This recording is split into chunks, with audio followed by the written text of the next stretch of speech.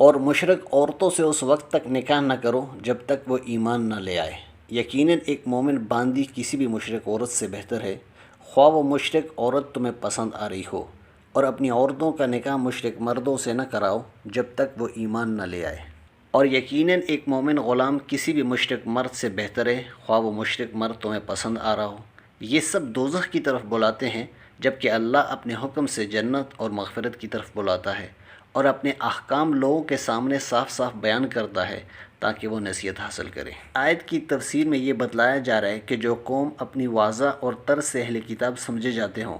لیکن عقائد کی تحقیق کرنے سے کتابی ثابت نہ ہوں، اور ایسی قوم کی عورتوں سے نکاح درست نہیں، جیسے کہ آج کل عموماً انگریزوں کو عام لوگ عیسائی سمجھتے ہیں، حالانکہ تحقیق سے ان کے بعض عقائد بالکل ملحدانہ ثابت ہوئے کہ نہ تو وہ خدا کے قائل، نہ تو عیسیٰ علیہ السلام کی نبوت کے قائل، اور نہ انجیل کی نسبت آسمانی کتاب ہونے کا یقین۔ ایسے لوگ عیسائی نہیں، ایسی جماعت میں جو عورت ہو اس سے نکاح درست نہیں۔ لوگ بڑی غلطی کرتے ہیں کہ بلا تحقیق یورپ کی عورتیں بیاہ لے آتے ہیں۔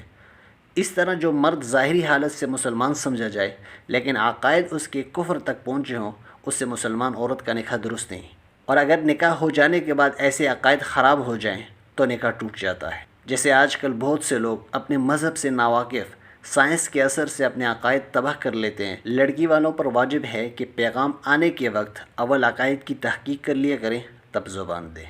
کیونکہ عورت اور مرد کے درمیان نکاح کا تعلق محض ایک شہوانی تعلق نہیں ہے، بلکہ وہ گہرا تمدنی، اخلاقی اور قلبی تعلق ہے۔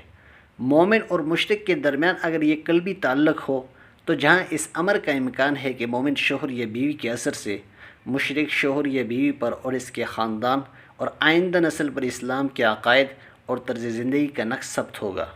وہیں اس امر کا بھی امکان ہے کہ مشرک شوہر یا بیوی کے خیالات اور طور طریقوں سے نہ صرف مومن شوہر یا بیوی بلکہ اس کا خاندان اور دونوں کی نسل تک متاثر ہو جائے گی۔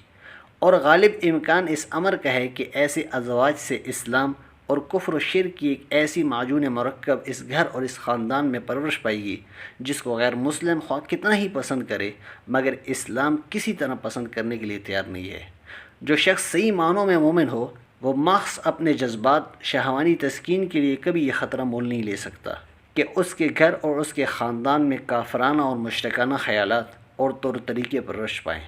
اور وہ خود بھی دانستہ اپنی زندگی کے کسی پہلو میں کفر و شرک سے متاثر ہو جائے۔ اگر بالفرض ایک مرد مومن کسی فرد مشرک کے عشق میں مبتلا ہو جائے، تب بھی اس کے ایمان کا اقتضا یہی ہے کہ وہ اپنے خاندان اور اپنی نسل اور خود اپنے دین و اخلاق پر اپنی شخصی جذبات قربان کر دے۔